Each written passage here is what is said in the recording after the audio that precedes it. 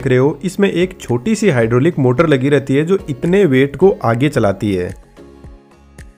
सभी तो नहीं, लेकिन कुछ रोड रोलर में आगे के व्हील में भी इंजन की पावर होती है। कहने का मतलब रोड रोलर भी 4x4 होते हैं। लेकिन आज के टाइम में रोड रोलर में वाइब्रेशन टेक्नोलॉजी की हेल्प से यह अपनी कॉम्पैक्शन रेट को बढ़ा देते हैं, जिससे यह मिट्टी, कंक्रीट, एस्फाल्ट पर अपना प्रेशर का लेवल काफी इंक्रीज कर देते हैं। इस पावरफुल हाइड्रोलिक मशीन को थोड़ा डिटेल से समझते हैं।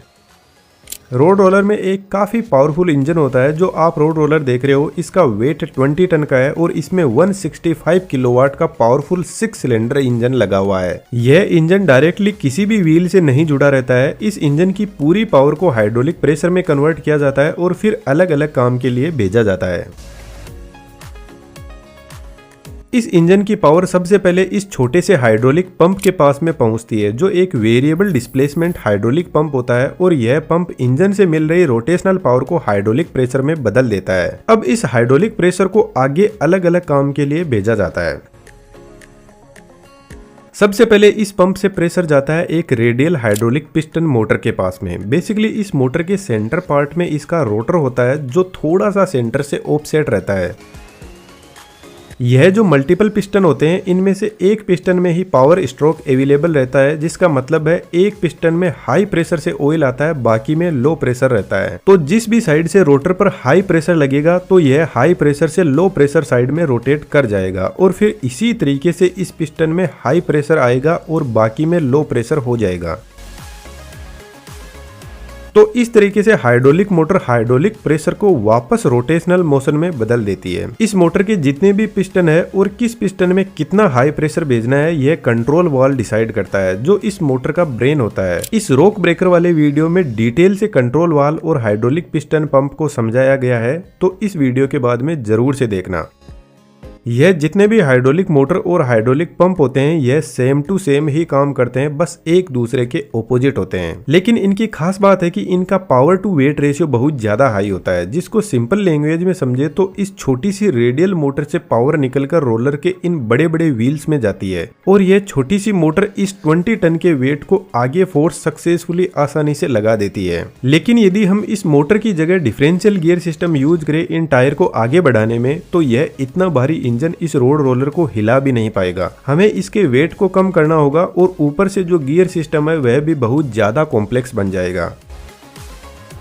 लेकिन इन हाइड्रोलिक मोटर पंप की एक प्रॉब्लम भी है, इनके पास में पावर का तो भंडार है लेकिन स्पीड नहीं होती है। कोई भी रोड रोलर जेसीबी क्रेन्स ये बहुत स्लो ऑपरेट करते हैं, जिसके पीछे रीजन है ये स्लो स्पीड में वेट तो बहुत ज्यादा खींच लेते हैं, लेकिन जो इंजन इतना फास्ट स्पीड में चल रहा है उसकी स्पीड को यह कलेक्ट करके हाई वेट रेशियो में बदल देते हैं। इसलिए इंजन चाहे कितना ही फास्ट चले, जितनी इनकी पावर बढ़ाते जाएंगे उतना यह स्लो होते जाएंगे। इस वीडियो से आप बहुत अच्छे से समझ पाओगे इस कंसेप्ट को। यह हाइड्रोलिक प्रेशर फिजिक्स के किस लॉ को काम में लेते हैं और यह लॉ क्या बताता है हमें जरूर से कमेंट बॉक्स में लिखना।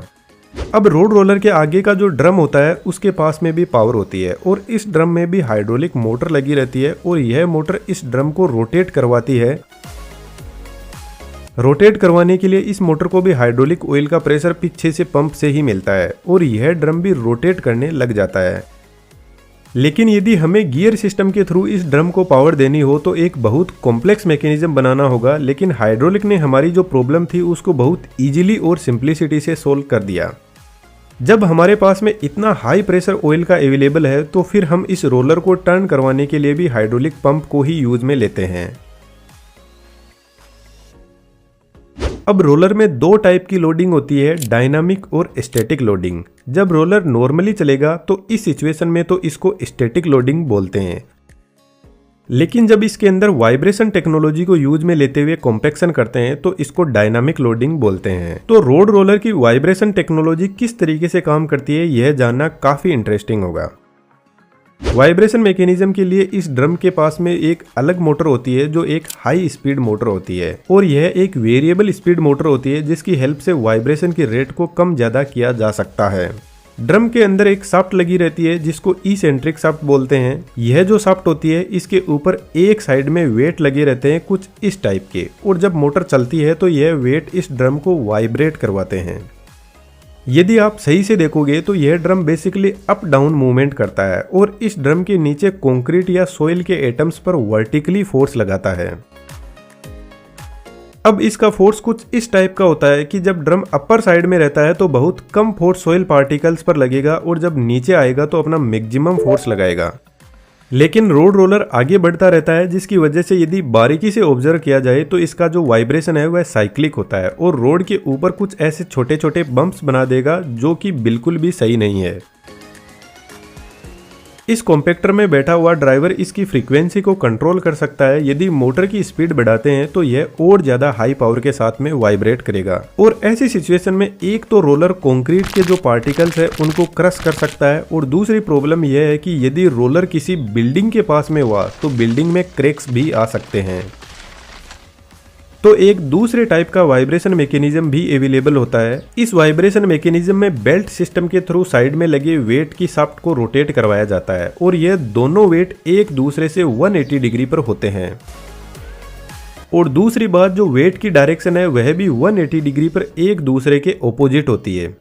जब मोटर स्टार्ट होती है तो यह रोटेट करना शुरू करेंगे और दोनों एक ही डायरेक्शन में रोटेट करेंगे, या तो काउंटर क्लॉकवाइज या फिर क्लॉकवाइज। यदि दोनों ऑपोजिट डायरेक्शन में रोटेट करेंगे तो यहाँ पर वाइब्रेशन कैंसिल आउट हो जाएगा और इस मैकेनिज्म का कोई मतलब ही नहीं होगा।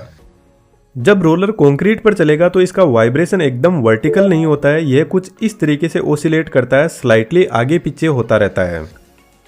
आप देख सकते हो कुछ इस तरीके से ड्रम वाइब्रेट करता है, जिसकी वजह से कॉन्टिन्यूअस कॉम्पैक्शन मिलता है। और इसके बेनिफिट हमें मिलते हैं कि कंक्रीट पार्टिकल कर्स भी नहीं होंगे और इसके सराउंडिंग की बिल्डिंग को कोई खतरा भी नहीं होगा और कंक्रीट पार्टिकल एकदम यूनिफॉर्मली सेट हो जाएंगे, जिसका रिजल्ट होगा रोड में कोई भी बम्प्स नहीं होंगे और एकदम स्मूथ सरफेस होगा। अब रोड रोलर मल्टीपल टाइप के होते हैं। जिन रोलर के पीछे यह रबर के व्हील लगे रहते हैं यह सिर्फ मिट्टी को ही कॉम्पैक्शन करने के काम आते हैं, इसलिए इनको सोइल कॉम्पैक्टर बोलते हैं। वाइब्रेशन टेक्नोलॉजी इनमें भी होती है। डबल ड्रम कॉम्पैक्टर डामर की रोड बनाते हैं वहां पर यूज में लेते हैं, क्योंकि डामर का टेम्परेचर काफी हाई होता है। डबल ड्रम कॉम्पैक्टर के दोनों ड्रम के अंदर दोनों अलग टाइप की वाइब्रेशन टेक्नोलॉजी यूज में हो सकती है, जिससे वर्टिकल वाइब्रेशन काफी शानदार कॉम्पैक्शन करता है और वर्टिकल प्लस ओसिलेशन रोड को स्मूथ करता जाएगा। एक थर्ड टाइप का न्यूमेटिक रोड रोलर भी होता है। डबल ड्रम रोलर पूरी रोड को फ्लैट करता है, लेकिन फिर भी कुछ एरिया ऊपर नीचे रह जाता है और इस रोलर में आगे पीछे 5 व्हील होते हैं। आगे के 5 व्हील के बीच में जो गैप रहा हुआ है उस गैप को पीछे के 5 व्हील कवर करते रहते हैं। अब कोई सरफेस थोड़ा ऊपर है तो एक स्पेसिफिक व्हील पर ज्यादा लोड आएगा और उसको फ्लैट और बैलेंस कर देगा। अब यदि आप अपनी